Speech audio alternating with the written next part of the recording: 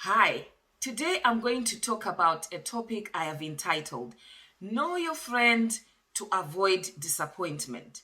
Know your friend, avoid disappointment. When you know exactly in which category a friend falls into, you're never disappointed. You will not get disappointed when they do certain things or they act a certain way to you. A friend is a companion, a person that you speak to about matters of life, about matters of work, someone that you may go to for help, but you enjoy their company either on a professional basis or on a personal basis, one way or another. They are a person that you go to for something, or rather, that you go to for nothing, just to have fun and enjoy. We are social and emotional beings. So, as a result, we are going to forge friendships. Whether we like it or not, we are going to form friendships. The danger or the heartache comes when we do not put our friendships into categories, where we take everyone as our near and dear, and as a result, we get hurt, we get sad, we get depressed when they exhibit a certain type of behavior towards us. So it is important to categorize our friends. We have to put our friends in categories. There are three main categories that I'm going to discuss, and these come from a book I have read called The Nicomachean Ethics, book number 8, and this was written by one of the greatest philosophers, the philosopher Aristotle. Aristotle said that there are three main friendships in a person's life. The first friendship is that of utility. A friendship of utility is a friendship of benefit. It is a friendship where usually it's formed at work, in business, in the business world, or when you want something from someone, or when someone wants something from you, or where there's a mutual exchange of benefits. This friendship is not based on anything else apart from benefits. What you're getting from that person and what that person is getting from you. That is the friendship of utility. A second important friendship is that of pleasure or delight. This is a friendship that you develop, for example, with your drinking buddy, with your friend that you want to discuss superficial things that have no depth, that have really got anything to do with life per se. You just want to have fun. You just want to be in each other's company. You just want to hang around with each other and not really do anything that goes beyond having fun and stuff. This could be friends that you maybe go to the pub with, that you go to football with, that you watch films with, but you don't really discuss much about life, or they are not interested to really know much about your life. And then there is a friendship of virtue. This is what a lot of us strive for. This is what a lot of us like to have. And this is what a lot of us confuse when we take a friend of utility or a friend of pleasure or delight and we want to make them a friend of virtue. A friendship of virtue is based on moral. It is moral in nature. And it is not bound by utility or pleasure or all these superficial things that the other two friendships are bound by. Your friend of virtue is someone that you are selfless with. You discuss everything, your highs, your low. They don't look at you as a competition. You discuss your potentials. They fully recognize who you are. They encourage you. You encourage them. You support each other. You celebrate each other. You cry with each other. You are happy when the other person is happy. You have emotions invested in a friendship of virtue. You don't compete with each other. You are not jealous of each other.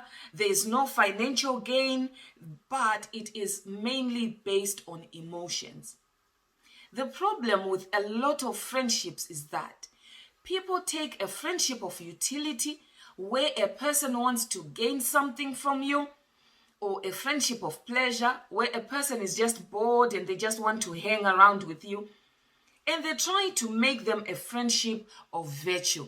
And this is where heartbreak and all the emotions of sadness, being let down, being heartbroken, this is where they start to form.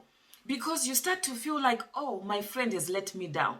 For example, you go to your friend of utility with a problem, and the person will start to talk about, oh, I was actually going to call you because I need A, B, C, D from you. You start to feel sad and bad and to resent that person.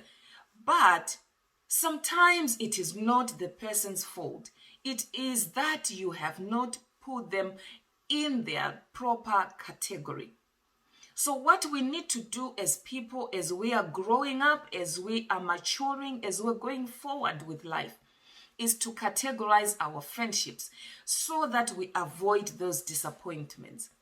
A friend of utility is seen by always calling you when they want help, when they need something, when they want something from you, when they want to discuss something that has nothing to do with your emotions or the way you feel. When you put that person in that place, you're going to be disappointed. They are not going to look at your emotions and actually help you accordingly. So you cannot call on a friend of utility for that.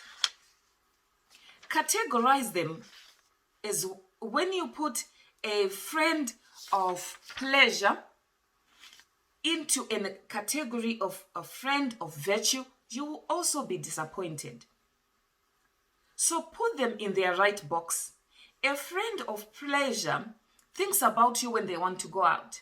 They think about you when they want to discuss something funny. They think about you when they are just bored, but they don't add anything of value to your life. They look for you when they want to be entertained or they want to discuss things of entertainment. When you go to that friend, to that person, and discuss your problem with them, you're going to come back unfulfilled, because all they're thinking about is to talk to you about the latest football match, about the latest scores, about who drank the most in the pub, about who ate the most food when they were out somewhere. They are not thinking about servicing your social and emotional issues. But a friend of virtue is that person that you can go to with all these issues. So as you are going through life, do not think people are not there for you. Do not think people don't value you as a friend. Do not think people don't like to listen to your issues, or they are not there for you to encourage you, to motivate you, to push you forward. They are there, but you are just going to the wrong people for that type of encouragement. You are taking a wrong category person and wanting to mold them into what they are not and they will never be. Another thing to note is, do not feel bad when you categorize someone as a friend of utility. We all do it. They do it and other people do it. So why not you? This is the way it is. If they are a friend that you go to because you need something, because you know they know someone that can give you a job, because you know they can give you a contract, or they know someone that can do so, go to them in all free conscience. Don't feel bad, because to you, they are your friend of utility. Believe me, somewhere, somehow, somewhere out there, somewhere, they are actually calling you a friend of utility, or they also have their own friend of utility.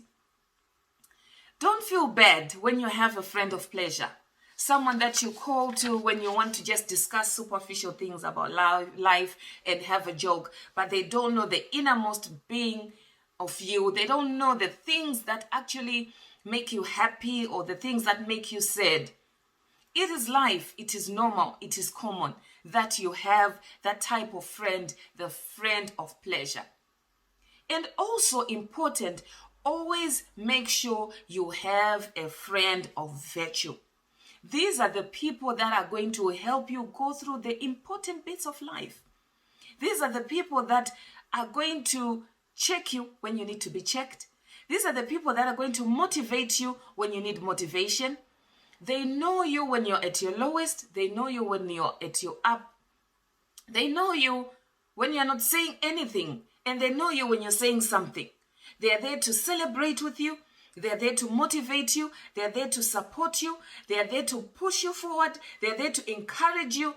They are fully there for you. And it has nothing to do with what they can gain from you or what you can gain from them.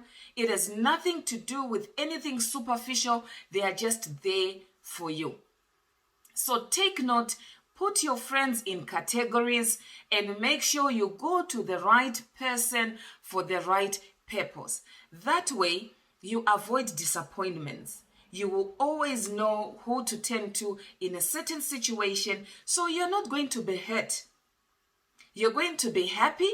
You're going to be healthy for yourself and for others. Thank you. Bye-bye.